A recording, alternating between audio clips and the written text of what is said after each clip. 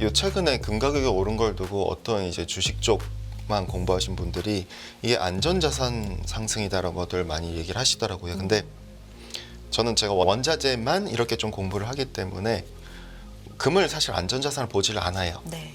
금도 결국에는 해지 차원으로만 접근을 하거든요. 어째서 유난히 최근에 3월 달에 많이 올랐느냐를 보면은 결국 중국이에요. 중국. 중국의 실질 금리가 내려가기 시작했기 때문이죠. 사실 중국인들 입장에서 투자할 대상이 사실 마땅치가 없어요. 그렇기 때문에 지금 당장 눈앞에 봤었을 때 은행에서의 실질 금리가 내려가는 그림이라면은 이 자신의 자산의 가치를 지키기 위해서 은행의 예치 자금들이 금으로 가버렸다고 볼 수 있어요.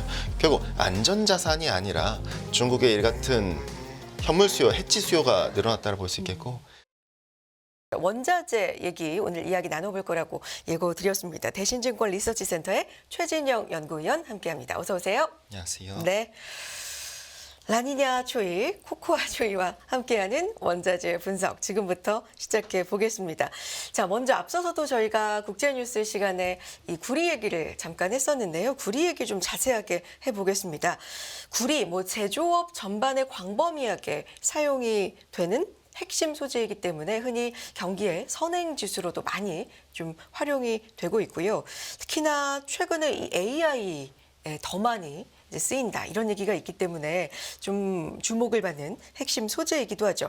근데 이 구리 가격이 1년 새 최고치를 최근에 기록을 했는데 더 오른다? 이런 얘기가 있습니다. 어떻게 보시는지 전반적으로 의견 듣고 싶습니다.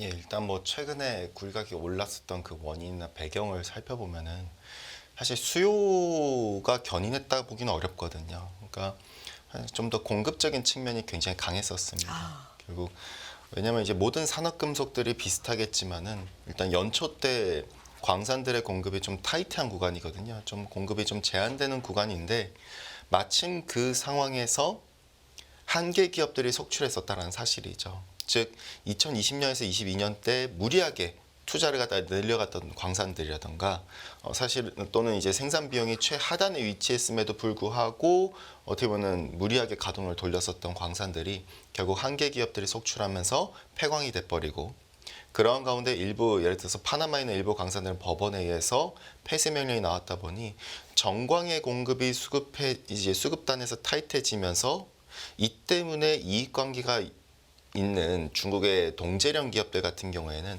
마진이 마이너스로 가버리면서 이번에 공동 감산이 도출됐다라 볼 수 있겠고, 이 같은 부분이 실질적으로 구리 가격을 갖다 좀 치고 나가게 만든 원동력이 됐었다라 볼 수가 있겠고요. 그래서 톤당 한 9,000달러까지 갔었다가 LME 기준으로 최근에 좀 8,800으로 좀 약간 톤다운 되긴 했지만은 이 같은 좀 공급적인 측면이 최근에 좀 더 강했었던 것 같아요. 근데 긴 그림에서 보더라도 사실 공급단에서는 여전히 타이트한 건 사실이거든요. 왜냐?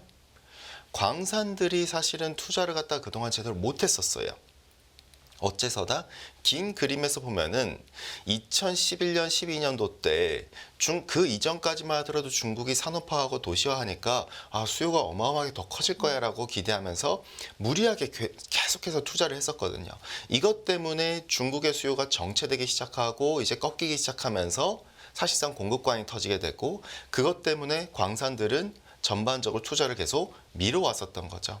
그러다 보니 과거의 투자는 결국 미래의 공급이거든요. 즉 투자를 계속 부진하게 했었기 때문에 지금의 공급이 점점 타이트해지는 거고, 앞으로의 방향성도 사실은 그런 겁니다.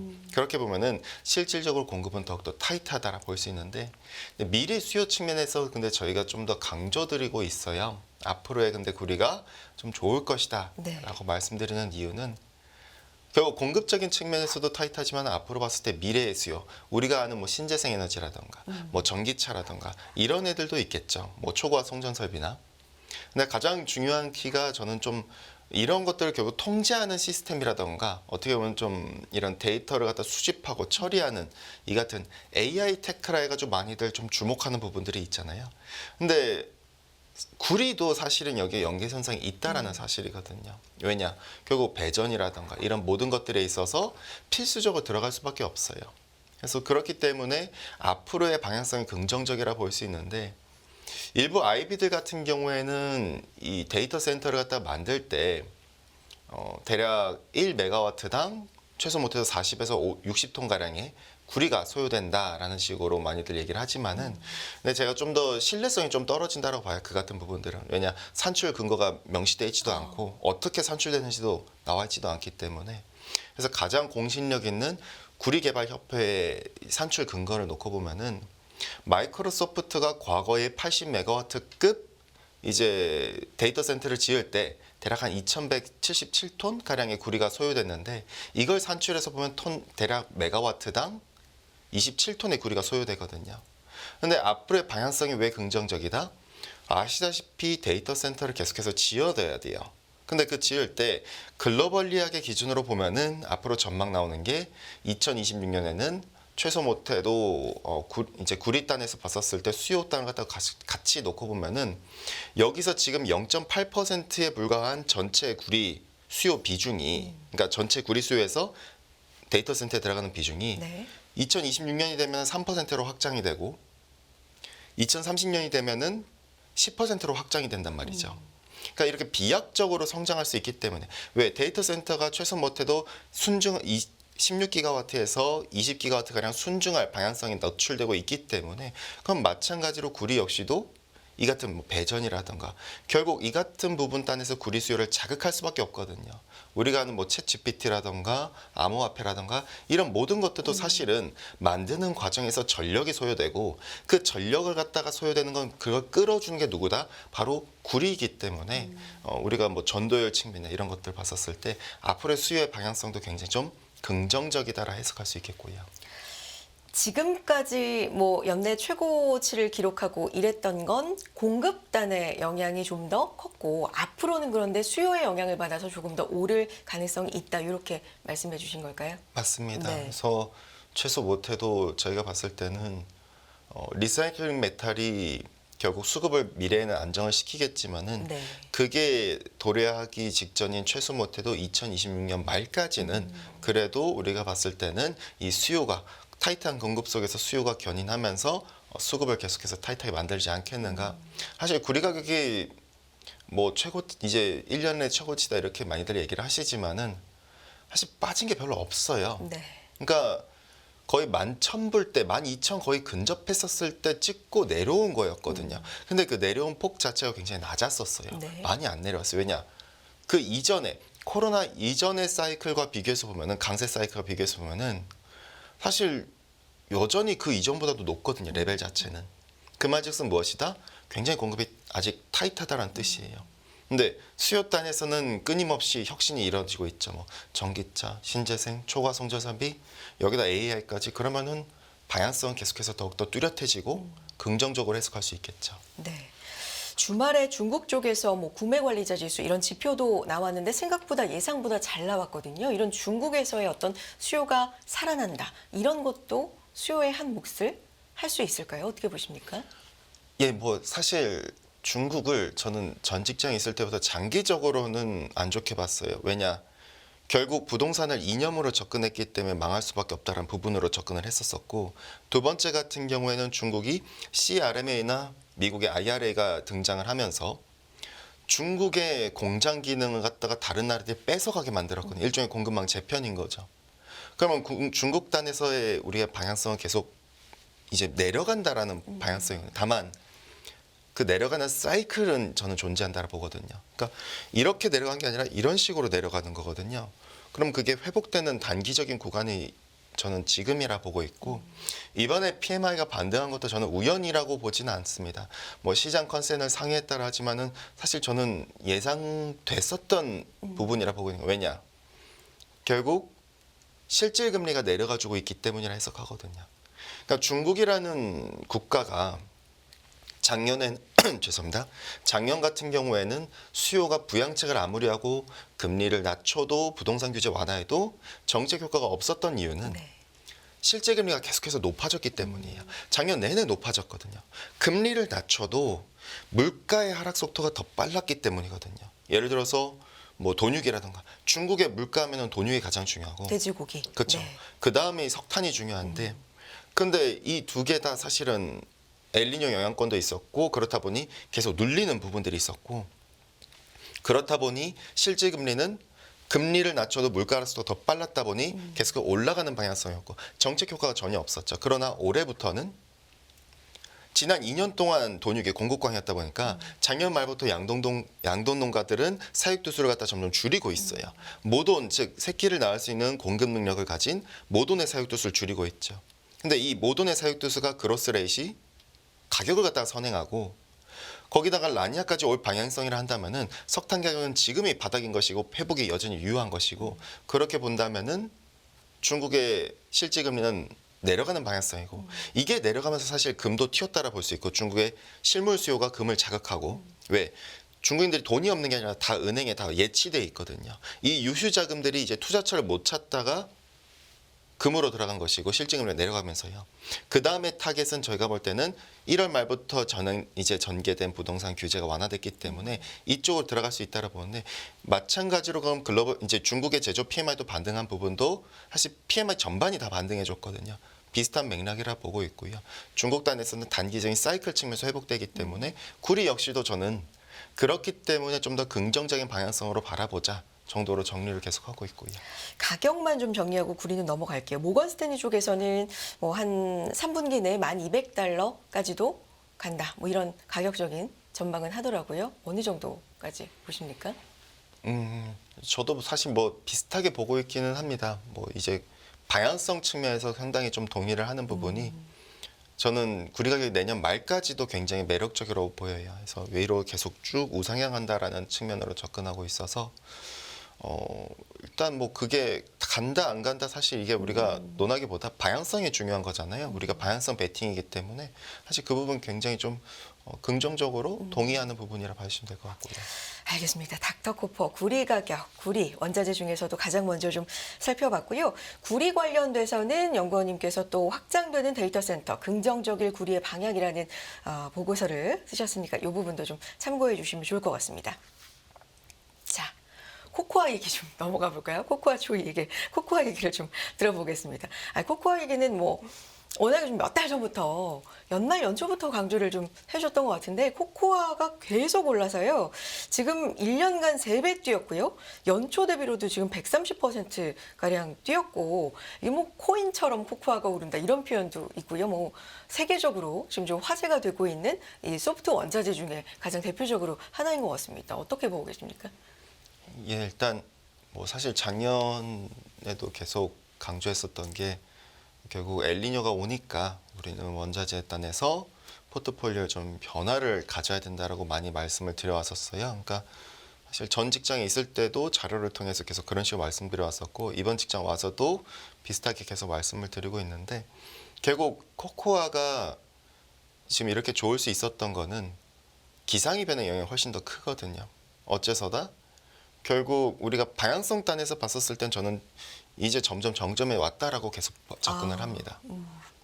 근데 이제 그동안의 상승을 달려왔었던 큰 계기는 이 엘니뇨고 엘니뇨 시에는 곡물 가격은 빠지고 반대로 소프트가 올라가는 장세가 펼쳐지는데 그 이유를 살펴보면은 지역별로 비가 내리고 가뭄이 오는 지역이 다 달라요.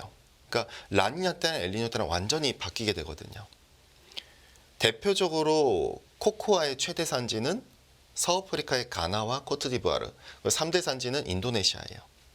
근데 이 지역이 엘니뇨 때는 가뭄이 나는 사실이죠. 코코아뿐만 아니라 이제 사실 우리가 코코아 때문에 가려져 있지만은 지금 가격이 계속 치고 나가고 계속해서 뜀박질하고 있는 자산이 또 있는데 소프트 안에서 바로 로부스타 커피입니다. 로부스타 커피의 최대 산지는 베트남과 인도네시아예요. 이 두 개 지역도 엘니뇨 때는 평년보다 건조한 현상이 나타나죠. 마찬가지로 또 원당 역시도 글로벌 최대 산지가 이제 인도와 브라질 동남부 지역인데 이 지역도 엘니뇨 때는 가뭄이에요. 그러니 공급 차질이 심화될 수밖에 없고 그래서 작년부터 계속 강조드렸던 부분이 이게 심화되니까 이것이 상방함이 높아질 수밖에 없다라고 바라본 거거든요. 근데 왜 어째서 앞으로의 방향성이 좀 이제 정점에 거의 다가왔고 이제 왜 좀 하락할 수밖에 없다라 저는 좀 바라보냐면 뭐 지금부터 하락한다기보다는 좀 2분기 때 좀 소강 상태 보이다가 3, 4분기부터 본격적으로 추락한다라는 식으로 접근하냐면은 결국 라니냐가 오기 때문입니다. 이제 기상이변의 전환 국면에 우리는 와 있어요.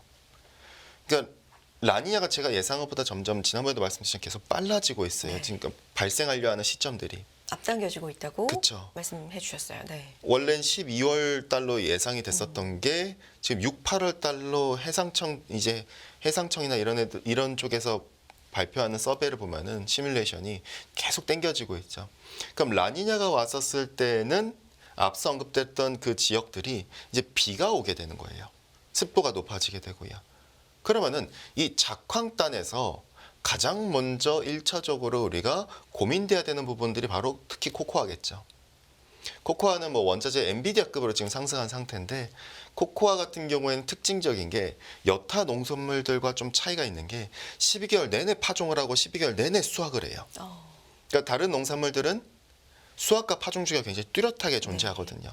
근데 그렇다 보니 이제 6월부터 란냐가 오게 되면은 6월부터 그러면 가뭄이 원래 들어야 될 지역에 파종을 해야 될 코코아들이 점점 비를 맞겠죠. 그러면은 이 6월 달에 파종에 들어갔었던 코코아들은 언제 수확되느냐? 올해 9월과 10월부터 본격적으로 수확이 돼요. 그럼 6월부터 최소 못해도 8월까지는 비가 적정량이 내리면서 9월부터 수확됐을 때 작황이 좋은 현상이 나타나기 때문에 작황 우수 등급이라던가 수확량이라던가 양호한 현상이 나타날 테고 그럼 그걸 앞두고 공급 가이던스는 다시 재상향되는 그림들이 나오기 때문에 우리는 코코아 단에서는 지금 단에서는 굉장히 높아졌지만은 좀 2분기 때는 소강 상태, 하반기 때는 좀 내려간다는 방향성을 보고 사실 그렇기 때문에 우리가 투자하는 전략 차원에서 많이들 근데 그런 말씀을 하세요. 그럼 코코아를 우리가 그 이전에는 어떻게 투자하면 되느냐 이렇게 많이들 얘기하셨는데 근데 코코아 관련된 상품들이 작년 초인가요? 많이들 상폐됐어요. 미국에서 ETF들이. 근데 그럼 앞으로의 방향성 이제 내려가면 우리가 뭐에 투자를 해야 되느냐를 봤을 때 저는 이제 그럼 종목으로 접근하자 이거예요. 그러니까 결국 이제 가격이 하락한다에 우리가 베팅을 한다면은 이걸 가공해서 쓰는 기업들이 존재할 거잖아요. 네. 가공해서 쓰는 기업들은 이 가격이 원료 가격이 내려가야 마진이 확대되는 구조가 되겠죠. 네네. 그럼 지금은 판가를 갖다 점점 인상을 해놨을 거예요. 판가를 갖다 인상해 놓은 상태에서 가격이 내려가 준다면은 마진이 극대화될 텐데 그런 애들이 대표적으로 뭐 초콜릿 기업이라던가 원당 로부스터 커피도 마찬가지겠거니 결국 음료 관련된 기업들, 뭐 빙과류라든가 이런 기업들은 마진이 점점 회복되는 그림으로 나올 수 있겠죠. 그래서 실제로 소프트 가격 지수와 그리고 S&P 500에서 음료 업종의 S&P 500 간의 상대 성과를 그렸을 때 방향성을 보면은 서로 정확하게 디커플링입니다. 그 말즉슨 결국 소프트 가격이 내려가기 시작하면은 이들의 마진이 개선될 기대에 결과적으로 종목단에서도 우리가 긍정적인 방향성을 갖다가 놓고 볼 수 있다 정도로 정리할 수 있겠죠. 정리해 보면 이제 거의 정점이다. 그래서 소강 상태에서 점점 내려올 걸로 이제 분석을 좀 하시는데 관련돼서 그래서 음료 업종에 좀 집중을 해보는 게 좋을 것 같다. 아니 기사 보니까 부활절에 코코아, 뭐 캔드 이런 수요가 좀 늘어나는 때인데 미국 현지에서의 업체들도 코코아가 안 들어간 그런 제품 쪽으로 조금 더 마케팅을 그러니까 그만큼 원료 구하기가 좀 어렵다, 비싸다 뭐 이렇게 해석을 좀 해볼 수 있을 것 같은데요. 그러면 이 소프트 섹터에 뭐 엔비디아라고 표현해 주셨는데 그 다음 소프트에서의 좀 눈여겨볼 만한 건 있습니까? 아니면 라니냐가 빨라지면 소프트보다는 다른 쪽으로 넘어가야 되는 겁니까? 어떻게 봐야 돼요? 저는 이제 결국 라니냐가 도래하기 때문에 이제 소프트를 과감하게 우리가 이제는 좀 쳐다보지 말자라 말씀을 드리거든요. 그러니까 지금 레벨이 높은 거는 사실이에요. 근데 우리가 그 기대 수익률이라는 게 있잖아요. 지금 내가 이걸 들어갔었을 때 과연 얼마나 수익을 낼 수 있느냐. 근데 이제 제가 볼 땐 많이 없어요. 그러면은 알파를 우리는 포트폴리오에서 창출을 해야 되는데 그렇기 때문에 저는 다른 자산을 보자. 그래서 말씀드리는 게 곡물이에요. 네. 그리고 지난번에도 계속 말씀드리지만은 라니냐가 왔었을 때는 주요 곡창지대라 대변될 수 있는 미국의 중남부 지역과 브라질의 서남부 지역 그리고 아르헨티나 지역은 엘니뇨 때는 비가 잘 와요. 근데 라니아 때는 이들이 가뭄으로 바뀐다란 말이죠. 그러면은 우리가 봤었을 때 곡물에 대해서도 우리가 주목해야 될 부분이라 봐요. 그렇기 때문에 곡물을 가공하는 기업들은 또 마진이 훼손되기 시작했죠. 처음에야 판가 인상하고 좋겠지만은 그러나 뒤로 갈수록 마진이 훼손되는 그림들이 나타날 거예요. 그러면 마찬가지로 주가도 처음엔 좋지만 나중에는 좀 눌리는 현상들이 나타나겠죠. 근데 이제 곡물을 갖다 우리가 놓고 봤었을 때 이런 자산들 그렇기 때문에 사실 저는 좀 롱숏 아이디어를 많이 제시를 합니다. 결국 지금 단에서는 그동안 우리가 식품하면 식품기업이라든가 또는 라면 기업들 이런 기업들이 결과적으로 앞으로 마진이 훼손되는 그림일 테고 반대로 라니아 오게 되면 결국 음료 가공되는 기업들이 마진이 개선되는 그림이기 때문에 롱숏 단에서 우리가 접근해 볼 필요가 있다. 곡물 단에서 결국 라니아가 왔을 때 3단계의 상승이 이루어지기 때문에 이 부분에 가장 중요한 부분 6월부터 8월 그리고 10월부터 익년도 2월 그리고 3월부터 최소 못해도 5, 6월까지는 1단계, 2단계, 3단계 상승을 곡물을 주목하자고 보시면 될 것 같고요. 그럼 지금부터는 이제 거의 뭐 코코아에서 곡물로 좀 넘어가봐도 원자재 만약에 관심 있으신 분들이라면 그런 시기로도 적당하다고 보시는 거예요. 전반적으로 보자면. 예, 맞습니다. 네. 금 얘기도 좀 해볼까요? 지금 상황이 안전자산과 소위 전통적으로 불리던 안전자산과 위험자산과 뭐 원자재와 다 오르는 시장이다 뭐 이렇게도 말을 하고 있는데 금 가격은 어떻게 보고 계십니까? 금은 저도 긍정적으로 계속 봅니다. 작년부터도 계속 좋게 봤었고 근데 이제 사실 요 최근에 금 가격이 오른 걸 두고 어떤 이제 주식 쪽만 공부하신 분들이 이게 안전자산 상승이다라고들 많이 얘기를 하시더라고요. 근데 저는 제가 이제 원자재만 이렇게 좀 공부를 하기 때문에 금을 사실 안전자산을 보지를 않아요. 네. 그러니까 단지 우리가 신뢰를 하는 것이고 다른 자산 대비했을 때 좀 더. 근데 금도 결국에는 뭐 때문이다? 결국 해지 차원으로만 접근을 하거든요. 근데 이 금 같은 경우에는 방향성은 긍정적인 이유가 결국 금리단에서 명목금리가 하락하는 베팅이었었고 뿐만 아니라 실질 가격 기준으로는 지금 명목 가격은 사상 최고치다 하지만 실질 가격은 업사이드가 여전히 열려있기 때문이죠. 최소 못해도 온스당 2,300불대가 실질 가격 기준으로는 최고치였으니까 사상. 근데 이 금단에서 저는 어째서 유난히 최근에 3월 달에 많이 올랐느냐를 보면은 사실 금리 인하 베팅도 아니에요. 미국에. 그건 이미 반영이 다 돼 있었던 상황이었었고요. 그럼 진짜 이유가 뭐예요? 결국 중국이에요. 중국. 그러니까 앞서 서두에서도 말씀드렸지만은 중국의 실질 금리가 내려가기 시작했기 때문이죠. 그러니까 중국의 작년과 달리 올해 중국의 실질 금리가 내려가는 베팅이고 특히 라니아시에는 중국의 실질 금리는 더 빠르게 내려갈 거예요. 그렇게 되면은 이 중국인들은 지금 사실 중국인들 입장에서 투자할 대상이 사실 마땅치가 없어요. 주식으로 가자니 사실 불안하고 더불어서 미중 간의 갈등이 언제든 다시 개막할지 몰라요. 그래서 부동산을 가자니 사실 지금 약간 좀 아직까지는 꺼려한 그림들이 있겠죠. 근데 그렇기 때문에 지금 당장 눈앞에 봤었을 때 은행에서의 실질 금리가 내려가는 그림이라면은 이 자신의 자산의 가치를 지키기 위해서 은행의 예치 자금들이 금으로 가버렸다고 볼 수 있어요. 결국 실질 금리와 금 가격은 서로 역의 상관관계니까요. 2월 말부터 외신을 통해서 보도된 것처럼 중국의 개인들의 금 매수가 확대됐다는 그림들이 이제 얘기들이 많이 나왔었거든요.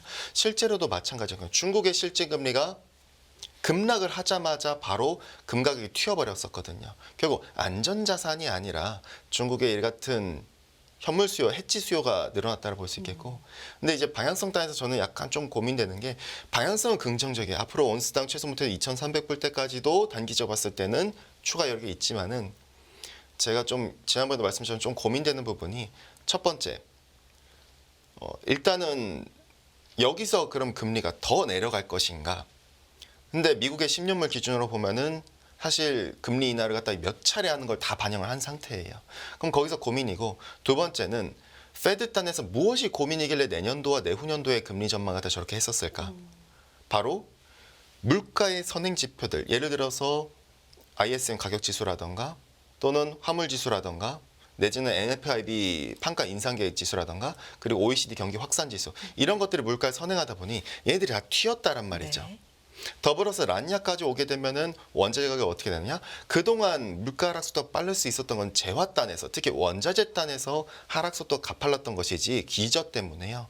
근데 이제 그것이 4분기 때부터는 반등하는 그림이라면은 우리는 그러면은 점점 금리는 그럼 다 반영했다면은 금단에서 추가로 반영될 게 많이 없다라면은 금의 상승 속도는 점점 둔화되는 것이고 두 번째로는 특히나 경쟁자 비트코인이 우리가 결국 상대적 성과가 중요하거든요. 제가 이 A라는 자산을 들고 있을 때보다 B라는 자산이 같이 올라가더라도 더 많은 성과를 낸다면은 B라는 자산을 들고 가거든요. 그러면은 비트코인이라는 경쟁자가 과거에도 펀드 플로우를 통해서 볼 수 있다시피 2020년 8월 달에 원래 금은 더 가야 했지만은 못 갔어요. 왜? 비트코인이 해치수를 다 빨아갔었어가지고요. 실제로 펀드 플로우상 그래서 서로 역으로 움직였었거든요. 최근에 보면은 연초 대비했을 때 금 관련된 ETF의 자금 흐름을 보면은 오히려 15억 불 빠져나갔어요. 근데 반대로 비트코인 10개 종목의 펀드 플로우 보면은 오히려 99.5억 달러 순증을 했고요. 그러니까 자금의 흐름이 이 같은 그림, 중앙은행도 글로벌리하게 금 매입, 순매입 속도가 점점 둔화되고 있고 ETF 시장에서도 금 매입보다는 좀 더 비트코인에 집중되고 있고 근데 그 같은 상황에서 그러면 금단에서 과연 실물 수요, 즉 중국의 실물 수요만으로 계속 더 오를 수 있다? 이거는 점점 제가 볼 때는 방향성은 긍정적이나 상승 속도가 점점 둔화될 거는 우리가 좀 확인이 필요하고 오히려 알파를 창출해야 되기 때문에 지금의 이제 어떻게 보면은 미국의 개인들처럼 좀 비트코인이 상대적으로 해치수를 뺏어갈 수 있기 때문에 우리가 조금은 아쉬운 부분들이 있다 정도로 금을 갖다 바라볼 필요가 있겠고요. 알겠습니다. 오늘 전반적으로 구리, 코코아, 곡물, 금에 대한 얘기가 쭉 나왔는데 어떻게 지금 시점에서 가격대를 생각하고 계시는지 앞으로의 가격 흐름 생각하고 계시는지 정리가 잘 됐습니다. 라니냐 추이, 코코아 추이 네, 최진영 연구위원 함께했는데 앞으로는 코코아 약간 정점 온 것 같다 말씀해 주셨으니까 곡물 추이로 바꿔야 되나 좀 고민을 저희가 해보겠습니다. 대신증권 리서치센터 최진영 연구위원 함께했습니다. 고맙습니다. 감사합니다.